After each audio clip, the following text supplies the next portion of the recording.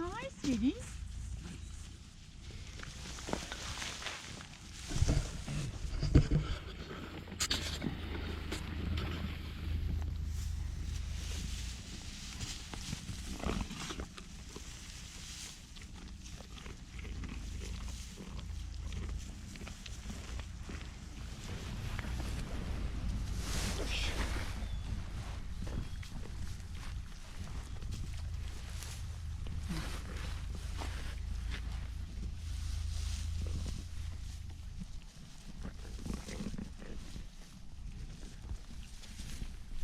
Hi. Hi. How are you? Tired. I went to bed too early. Got up too early. Otherwise, I'm fine. Let her be. Thank you. That's a good dog.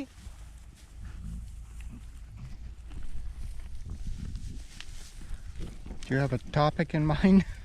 Well, you wanted to do an update yesterday, and that didn't really work out. Oh, an update. This is April 4? 24, 2020. The current pandemic is just highlighting what we already know. The world, as far as human well-being is concerned, is a very unequal place.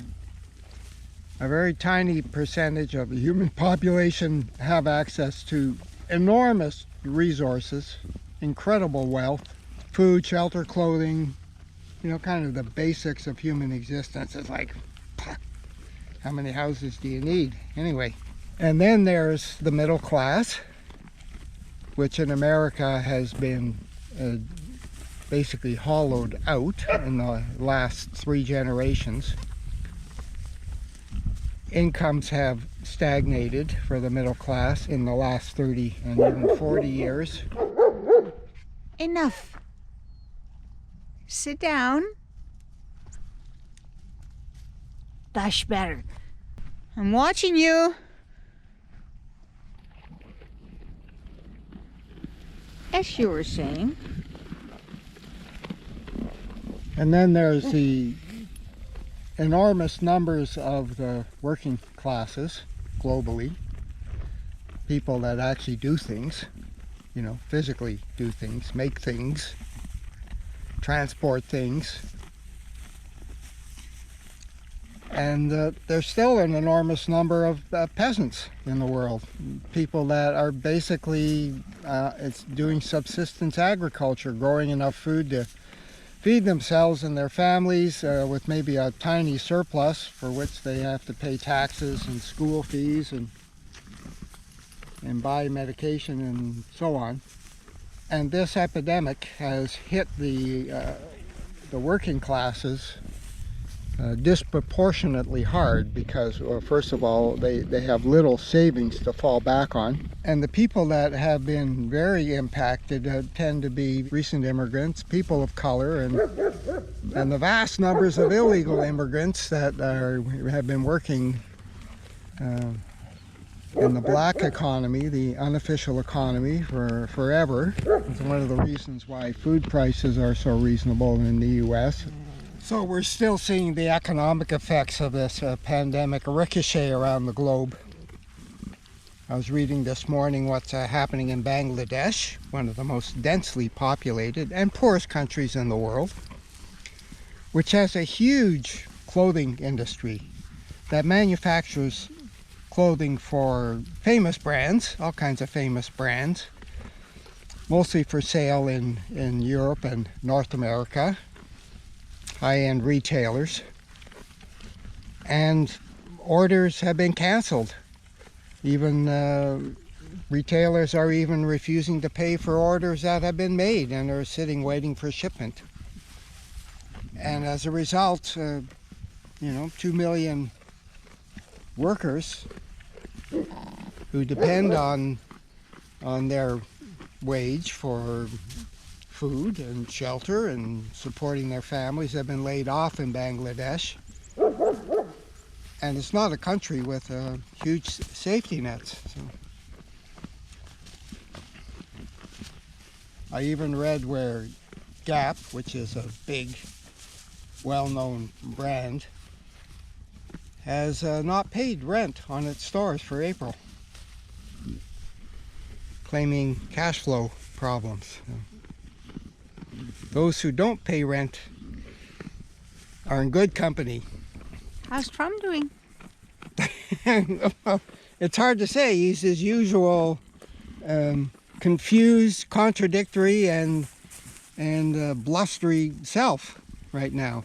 Puts on a daily show, his own show, of which he's the host. He has a captive audience, the U.S. and global media.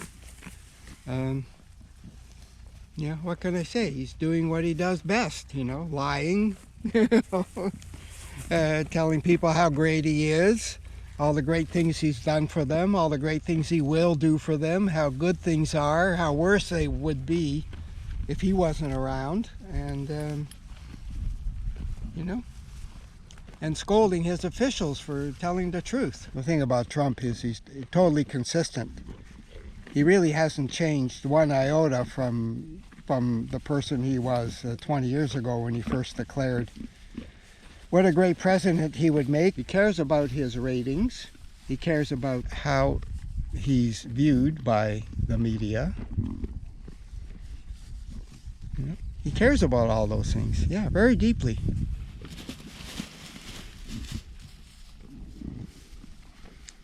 But he's not a person that seems capable of much in the way of empathy, compassion, or even devotion to truth. I don't think he really has ever thought about it to any great extent. That there might be something called truth with a capital T that exists independently of the voice in his head that's always telling him what to do next. So for him, that's the truth. If it comes out of his mouth, it must be true. It's it's that simple. So. Well, that's how the prophet of Kofifi operates. Yes. Yeah. Yep. If it works for Trump, it can work for the prophet of Kofifi. Mm-hmm. Anyway, some of the states in the U.S. that have not been hugely impacted yet by the pandemic are thinking about going back to kind of like business as usual and reopening and so on. Of course, most of the people impacted by that are the frontline workers, the lowest paid, the marginalized. Those are the guys that are going to take the hit when it comes. A further spread of the virus, but anyway, we'll find out. It's an experiment in social cohesion.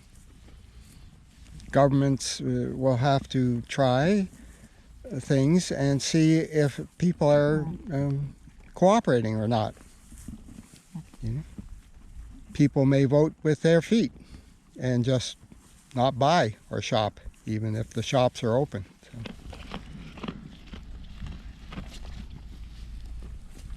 Locally, the number of cases and deaths is still holding steady at high numbers. They're not increasing at the rapid rate that they were, but they're not decreasing either. So we're just in a holding pattern.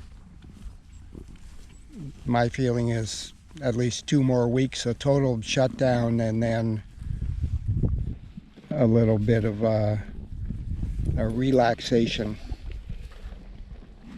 of the restrictions.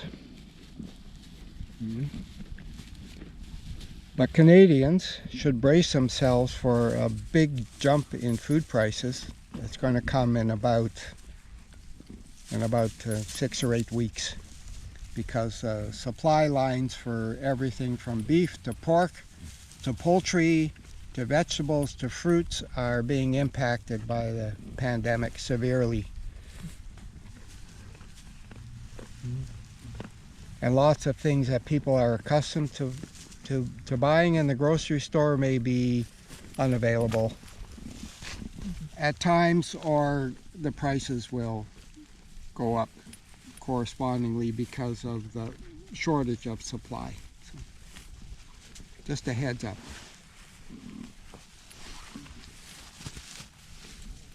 And I wish I had a garden I could plant right now.